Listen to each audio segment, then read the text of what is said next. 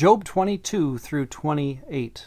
We are hearing Job and his three friends continue their discussion, their disagreement, frankly, over, and I think we could use a word here, maybe just one word to define their disagreement. What does God owe us?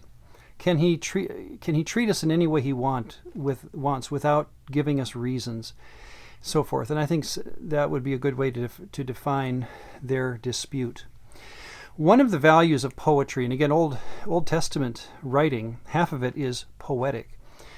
Why would poetry be a way for us to enjoy the story of Scripture? What does poetry add, as it were, to the story as it develops? And one of the things that we know is that poetry speaks to the human heart.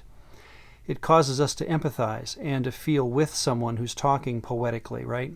And so as we hear these men talk, we are invited into the story, I believe, more than just some kind of a theological syllabus being given to us. We're actually hearing people talk from the bottom of their feelings and as it were, their heart. And so that's the value of what we're hearing. And three things I just want to mention today that caught my attention. When it comes to the heart of Job and listening to him talk, I find very valuable. The first is in 23:3, where he uses the phrase, "Would that I knew how to find him." It's interesting, today we often are told that, or given the impression at least, that if we're really godly, we're going to hear God's voice, whether loudly or in the still small voices of our world. And yet I find Job, well, here he is. He's admitting in his state where he's very godly. No one's doubting that in our story.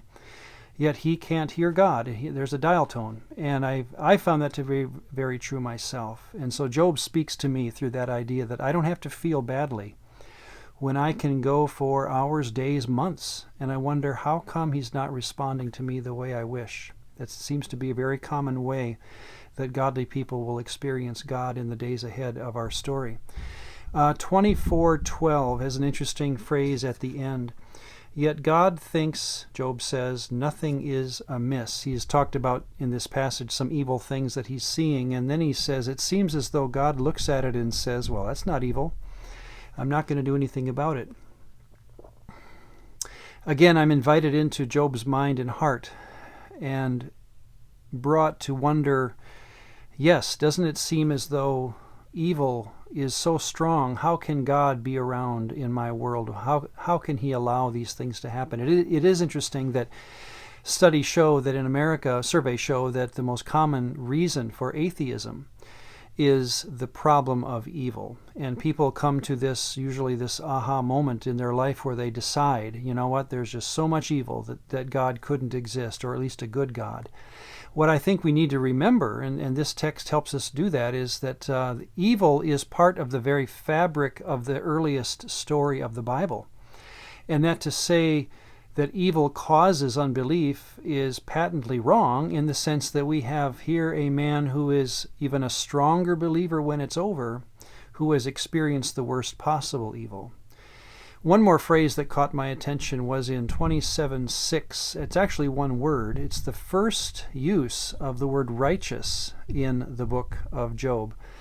It will be something to watch for as we continue in our biblical story, even outside the book of Job, that as we talk about a person being right with God, the way that they'll use this word is very important, because the Hebrew word, tzaddik, it just means, it's very simple. It's not a religious word. It's not even a legal term.